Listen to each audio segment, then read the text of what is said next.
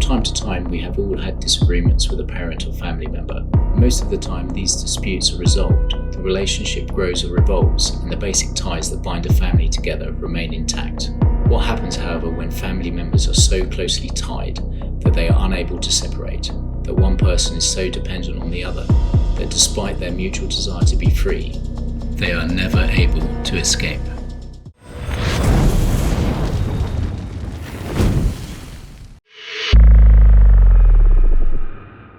In November 2016, Cameron Rogers, a 24-year-old Canadian man, calmly confessed to a terrible crime as if he were reporting a minor road traffic accident. Cameron had been adopted as an infant and taken into a loving home where he'd been nurtured and cared for by dedicated parents. Cameron's actions sent a shockwave through Ottawa and left his family searching for answers, many of which still remain unanswered. Cameron suffered from mental health problems, but can his seemingly cold and calculated actions be excused by his illness? Cameron Rogers was born in 1994 and was adopted as an infant by David Rogers and Meryl Gledhy. David and Meryl were a loving and caring couple who married in 1982. The couple had desperately wanted to have a child, and they were thrilled to welcome Cameron into their home. David Rogers was a successful and well-liked reporter at the Ottawa Citizen in Canada, working for the news outlet for 37 years. Meryl was from a military family background. After graduating from the University of Ottawa with a degree in linguistics, Meryl trained in the Cameron Highlanders of Ottawa, becoming one of the first women in Canada to undertake full combat training. Meryl went on to become a training consultant with the Department of National Defence, retiring after 35 years of dedicated public service. David and Meryl were regular attendees at their local Metropolitan Bible Church, notably assisting in rehoming 2 Syrian refugee families.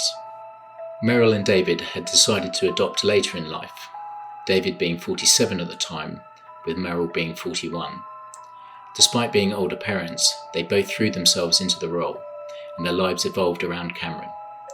Over the years, they took Cameron on European holidays, Caribbean cruises, and nurtured him to the best of their abilities. Colleagues at David's work reported that David was extremely proud of Cameron, and he was delighted to be a father. Friends and family said the couple had always put Cameron first, putting his interests above their own. He was so delighted to have a baby, and I can remember him bringing his son as a baby into the newsroom and that. So that was the first thing I thought about. Despite their love for Cameron, problems started to develop with him as he grew older. David Rogers started to confide in friends that he was worried about his son. David spoke about Cameron's problems at school and his compulsive behaviour. One colleague stated that he recalled David telling him that Cameron had difficulties and that Cameron was prone to violence. The colleague stated that he had a sense that David was afraid of Cameron. At school, Cameron encountered challenges with his learning, and he was diagnosed with ADHD. He would describe himself as having mild autism, and he was registered as disabled. Was part of the special needs, but I didn't like it, so I went to the normal ones. Oh, okay. Special needs. Because I have slight autism. Okay, all right. And how does that affect you? Well, when I'm not on the meds, I have bad coordination, but when I am on the meds, I don't have bad coordination. Did you take your meds last week for your? Yeah. After graduating, Cameron enrolled at Algonquin College, Ottawa, and studied to become electromechanical engineering robotics technician. It was during this period of time that disputes between Cameron and his parents worsened. Good. And what were your plans? What did you want to do with that degree? I didn't want that degree. Oh, you didn't? No. So why were you taking it? Because my parents told me to take it. Taking that? Half of the problem was probably because I didn't say anything else. I didn't say another plan for that. Cameron's festering resentment boiled over into a frenzy of violence on the 20th of November 2016 at his family home, Appledorman Avenue, Ottawa.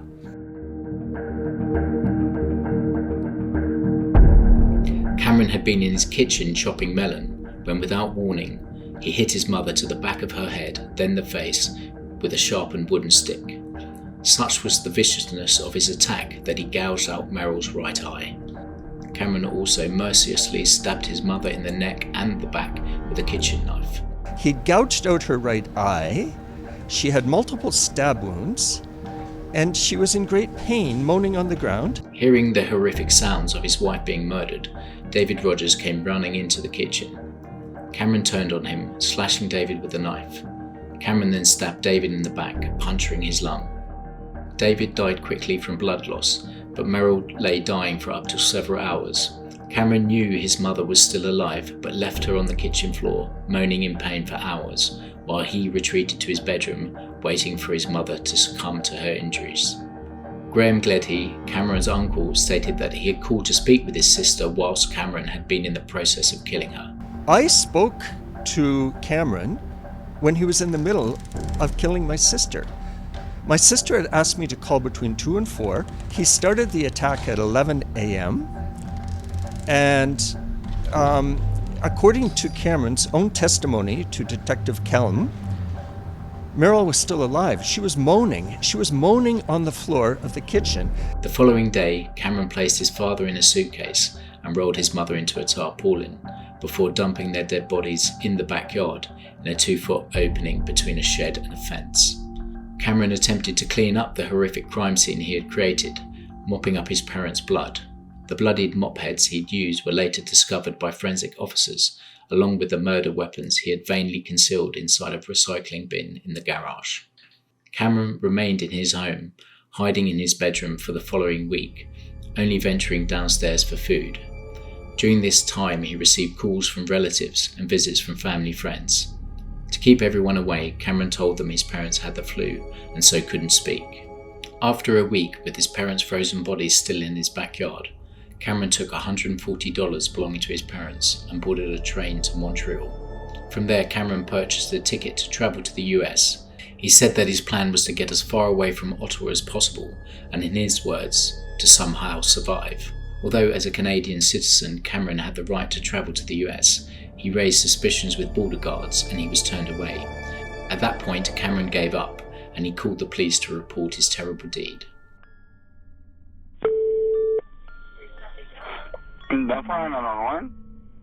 Hello? Hello. I would like to confess to a murder. My name is Cameron. Cameron Rogers. Who did you kill? My mom and dad. During his first interview with the police, Cameron admitted what he had done, betraying no emotion whatsoever, recounting the murder of his parents as if he were discussing the weather. What do you believe you're under arrest for? Killing my parents. Right. And how long did you remain in the house after they... A week. A week? Okay. And where were they for that 1 week? Well,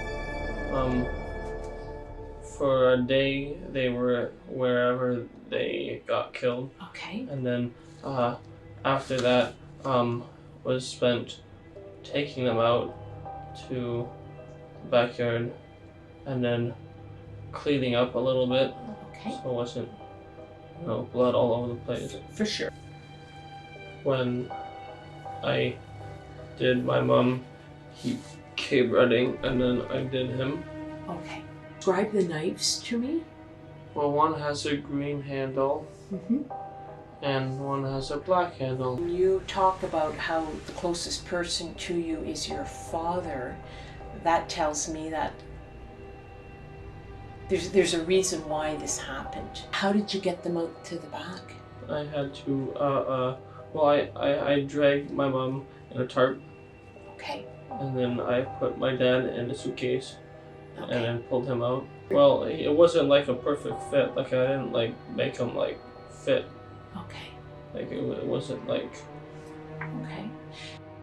Cameron expressed some surprise that the police even wanted to talk to him in detail about the murders, feeling his admission of guilt sufficient, displaying a sharp disconnect with reality. I still don't know if it's fixed because,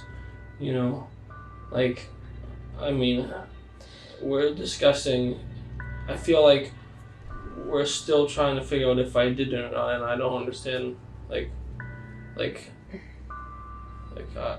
thought confessing would mean that I would be, that would be it.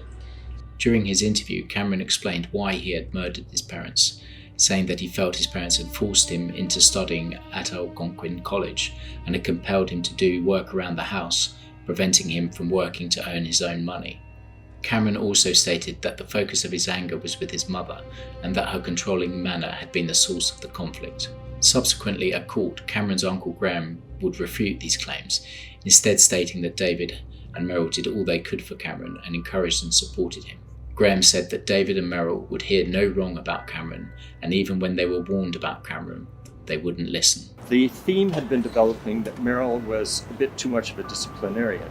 I am more of a disciplinarian than he is, because he takes advantage of things, and he takes them to an extreme. He ran that show. Cameron was charged with first-degree murder.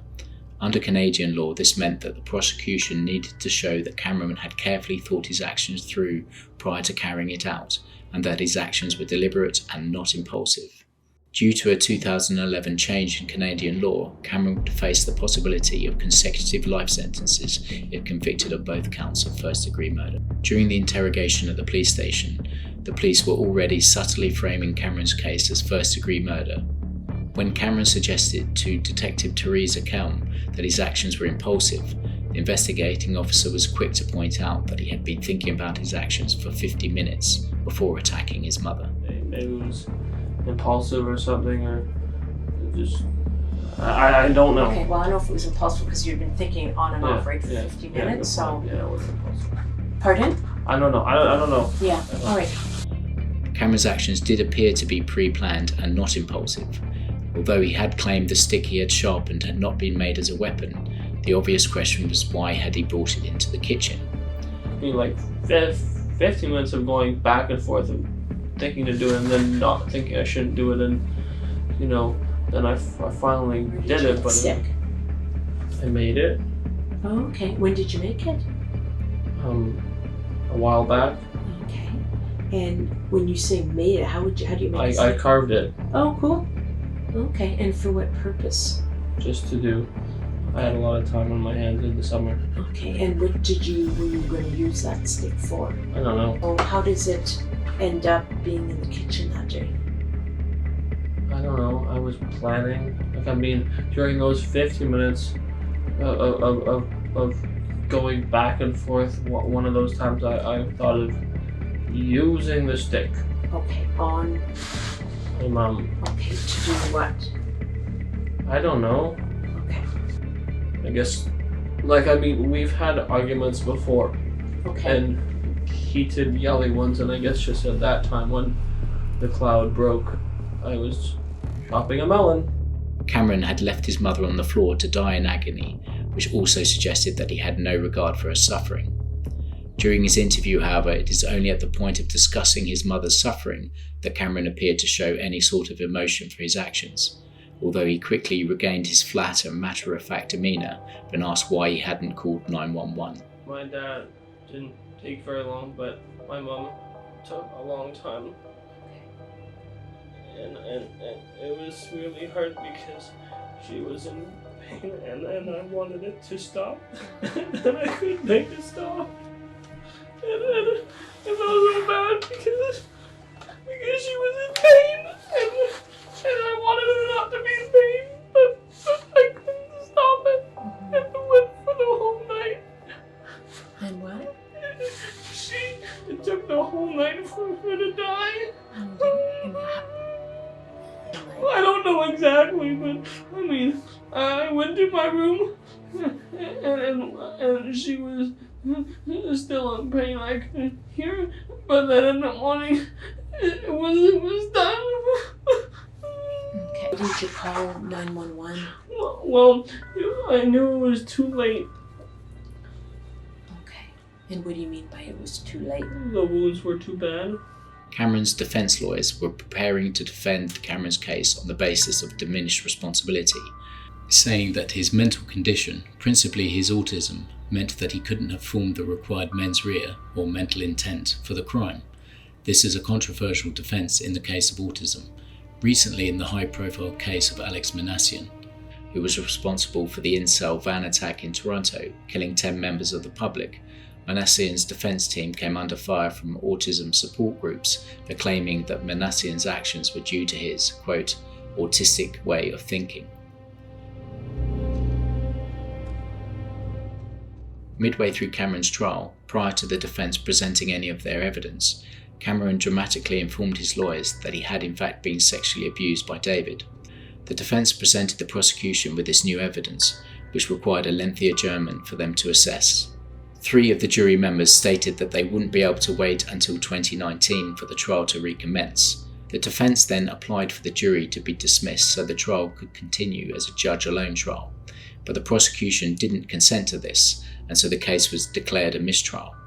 In order to avoid another lengthy delay and subjecting all the witnesses to the trauma of giving evidence again, the prosecution agreed to allow Cameron to plead to 2 counts of second-degree murder.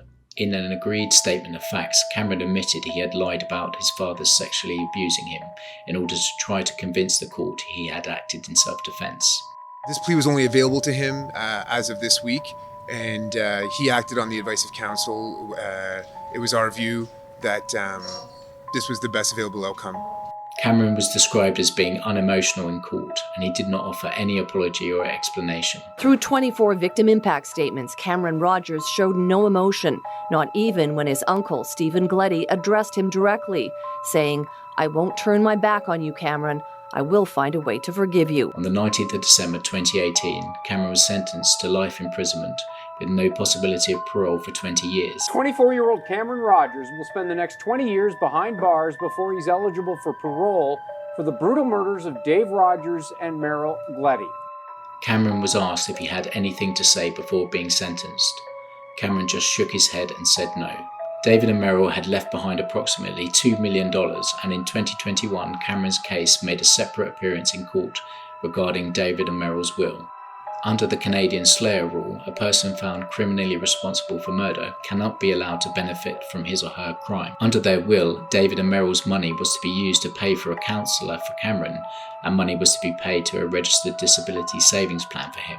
As Cameron was disinherited under the Slayer rule, and David had no surviving relatives, the court ordered the funds should go to Merrill's 3 brothers, along with an annuity for the Autism Canada Foundation and an organisation that treats mental health or drug addiction. Ultimately, Cameron never gave a good reason for why he acted as he did. I think everyone wants to hear from Cameron the why. Ultimately, that is always the question from everyone. I think either from family, from the community at large, is they want to hear why. Why did you do this, Cameron? And maybe one day we will, but until then, I think that's always going to be in the back of people's minds. It is unclear whether he himself knew why he had murdered his parents. So, other than your parents putting pressure on you with school and not wanting you to work and wanting you to work around the house, what else were they doing that was adding to this stress?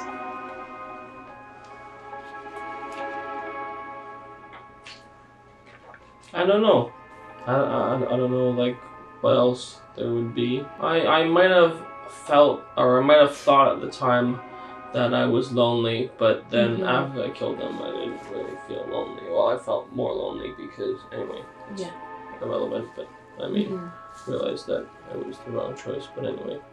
Like, it was, I guess, the spur of the moment, like, it just, like, it was just, I don't know what made me do it. It was, I don't even know why I did it. Even that I think back to it now, I don't even know why I chose to do it. What did you feel you would accomplish by killing them? Nothing. His claim that his parents, and in particular Merrill, had been too controlling does not seem to be borne out by the evidence of friends and family. Whilst it is impossible for us to tell what was going on behind closed doors, it does not seem likely that Cameron had been the victim of abuse. He was such a gentle guy, such a laid-back, quiet, hardworking guy. He didn't seem to be the sort of guy who would ever incite somebody to do something like this? For me, I think they were nice people. They lived here. I see them all the time, but outside of here, you don't know what's happened. Cameron had acted deliberately in carving the stick he used to attack his mother. He had thought through his actions, attacking her after a period of reflection, and he left his mother to die in agony. Cameron had attempted to conceal his actions in order to evade justice. He even tried to destroy David's reputation, the man who had raised him and whom he claimed to be the closest to. I think the fact that he lied and made these allegations against his father shows some of his character. What does seem apparent, despite Cameron's callous and calculating actions, is that he clearly had some form of mental illness or abnormality. Although this wasn't enough to convince a court that he was legally insane, it perhaps goes some way to explaining why he acted as he did, but it can't be the only explanation. Cameron Rogers will be eligible for parole in 2038, and is very likely he will be released back into the community. Cameron's defence lawyer told the press he felt Cameron could be rehabilitated. Cameron's uncle, however, expressed serious reservations about Cameron ever being released. If I were asked whether Cameron is going to pose a risk 20 years from now, would I know of Cameron? I would say unlikely. I think that he's going to receive the benefit of extensive rehabilitation where he's going. And in my view, I'm not afraid of Cameron. They're all very scared for us because realistically, one day he will be released. What he did was absolutely heartless. And, I fear for the day he is released. I do. Perhaps in Cameron's troubled mind, he was living in his own personal hell, similar to the one envisioned by the French existential philosopher Jean-Paul Sartre. In his play, Huis Clos, Sartre envisioned hell being trapped in a room with two other people, enduring a bleak, relentless eternity together. In Cameron's case, perhaps his bitterness came from his inability to gain independence from his parents, which, over the years, fomented his twisted actions. Cameron's uncle Graham had said that David and Meryl would hear nothing bad spoken about Cameron. We'll never know, but perhaps had they sought out effective help at an earlier stage, their tragic murders could have been avoided. What do you think? Was Cameron destined to murder his parents, or could something have been done to prevent this tragic event? Do you think a 20-year minimum term is long enough? And would you welcome Cameron Rogers to your neighbourhood when he is released? Please let me know what you think in the comments below, and if you enjoyed this content, then please like and subscribe.